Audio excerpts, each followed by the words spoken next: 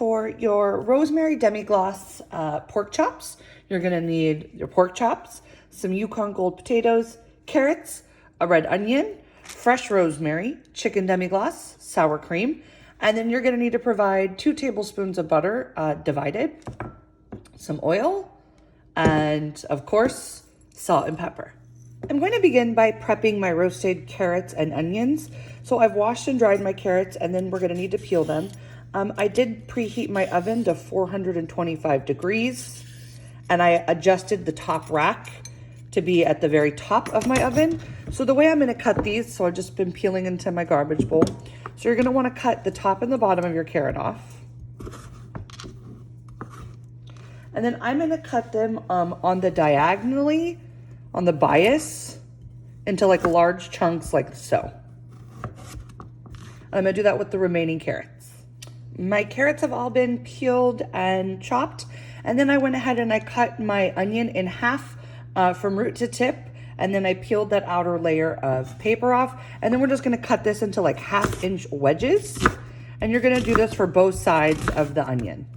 Now that my onions have all been sliced, I've pulled one of the wedges aside because we need to mince one of these wedges for our sauce to just get about 1 tablespoon of onion. So I think that 1 wedge, depending on how big your onion is, and you're just gonna kind of finely dice this up and get a nice mince on it.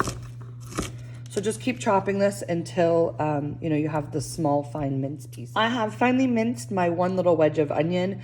This is about more than 1 tablespoon. I'm still gonna go ahead and add all of this eventually to my sauce. So I just put it in a little bowl and we're gonna set that aside. I have placed my onion wedges and carrots onto a sheet pan that I just lined with foil. And then we're gonna just drizzle these with some oil and some salt and pepper. And then these get roasted in the oven at the 425 on the top rack for 25 to 35 minutes until they're nice and brown and tender. To prep my potatoes, I've washed and dried them. You do not have to peel Yukon Gold potatoes because their skin is so thin. If you choose not to peel them, I do recommend, you can take some of these like bad bits off. But I am gonna go ahead and peel all my potatoes. So I'm gonna peel all of these to prep for my mashed potatoes. My potatoes are all peeled, and now I'm gonna dice them into smaller pieces. The key here is that you dice them consistently. So if you've got one really large potato and a smaller potato, just try and get them all to be the same size so that they cook evenly. So I'm gonna start by cutting them in half. I always like to have a flat object, and then cutting those halves in half like so. And then maybe just give this like 2 slices. And I'm gonna do that for all the rest of my potatoes. I have placed my peeled potatoes into a pot of water that covers them by about 2 inches, and we're gonna salt them. And I'm actually gonna fairly liberally salt this. This is the only opportunity for your potatoes to really get seasoned and absorb that salt flavor. So we're gonna bring this to a boil, and we're gonna cook this on high heat for about 15 to 20 minutes until your potatoes are nice and tender. My potatoes are now nice and fork tender. So like I can test them, and as long as my fork easily, passes through, I know that they are good to go. So before we strain it though, we're gonna save some of this liquid that we cooked our potatoes in. So save about 1/2 cup, and we're gonna use that later on. My pork, I pulled out of the refrigerator like 30 minutes before I wanted to start cooking. You should always let your meat kind of come back to room temperature before you start cooking it. And I've already preheated this pan because I want to get a nice sear on it. That's like the nice golden brown crust. Also, patting it dry is going to help me achieve that crust. So I'm just kind of patting any extra moisture off of my pork. And then I'm going to salt and pepper one of the sides.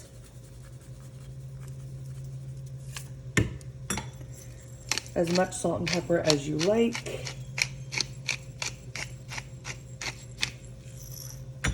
Then I'm gonna add a drizzle of oil into my pan. And I'm gonna cook these on the first side the salt and pepper side down so that then I can salt. Oh, that's what you want to hear. You want to hear that nice sizzle. That's why you let your meat come to room temperature and why I preheated the pan. So I put the salt and pepper side down so that now I can salt and pepper this side. We're gonna cook these for about 4 to 6 minutes per side. My pork has been cooking and I have a thermometer, and so your pork needs to be cooked to 145 degrees. I checked them and I've now turned off the heat once they reach 140 degrees, because they're gonna continue cooking. So I'm gonna transfer these pork chops to a cutting board to let them rest. And I'm gonna wipe this pan out a little bit. For your rosemary, they give quite a bit here. You definitely do not wanna use all of this. Rosemary has quite a strong and intense flavor to it.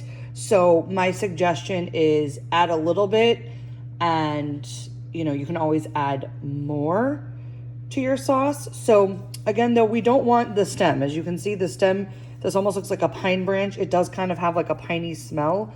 So you're just gonna pick off some of these leaves and you're gonna finely mince them. And you definitely wanna make sure that you mince this up pretty good, because even the leaves are slightly tough. And so you don't want like to be biting into like a leaf as you are eating. So I'm just gonna take a couple of these leaves and just give it a fine mince to add to my sauce. That looks to be about as much rosemary as I would like to have. So as you can see, I minced up my rosemary pretty fine. It calls for adding about a tablespoon, but I'm not the biggest fan of rosemary, so I went a little bit easy on it. Please feel free to, mince up more, and you can taste your sauce as you go and determine, the level of rosemary that you're gonna like. I'm letting my pork rest, and you can see I kind of removed some of the excess oil from the pan, but I kept some of those little brown bits in there because to me that is flavor. So now to start our sauce, we're gonna add a little bit more oil, and we're gonna add our onion, our minced onion that we did earlier, and our rosemary. And we're gonna cook this for just like 2 to 3 minutes until the onions start to get a little soft. You see I'm kind of trying to scrape my pan and scrape up all those brown bits. My onions have started to soften and the rosemary is very fragrant. So I'm gonna add a 1/4 cup of water, and then I'm gonna add the entire contents of the demi-glace. So demi-glace is just a stock. So in this case, they use chicken stock that gets cooked down until about 90% of the water has evaporated, and you're left with this really thick, like syrup almost consistency that just has like a really, really rich, this is gonna have a really rich chicken flavor. So I'm gonna just let this, I'm gonna turn my heat down to low, and I'm gonna let this cook for a couple of minutes, just to slightly thicken, and then I'm gonna turn the heat off. So my sauce has been cooking for several minutes, and you can see it's gotten a bit thicker, it's reduced down some. I am going to remove it from the heat, and I'm gonna add 1 tablespoon of my butter. The reason you wanna add this off of the heat is because butter is technically an emulsion. So what we don't want to have happen is the milk solids and the fat to melt too quickly and overheat, because then what you're gonna have is like an oil slick at the top. So you want the butter to hold its emulsion, and you just wanna carefully stir it in. So you see I've removed this from the oven or from the stovetop. I'm just gonna stir the butter in until it is all melted.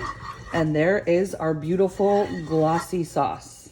My potatoes are strained, so I am gonna turn on my heat to like a medium low heat, and I'm going to add my sour cream,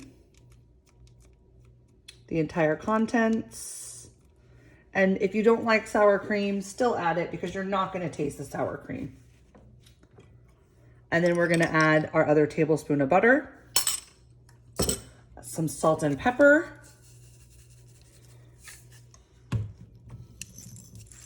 and then I'll be using a potato masher to try and mash this.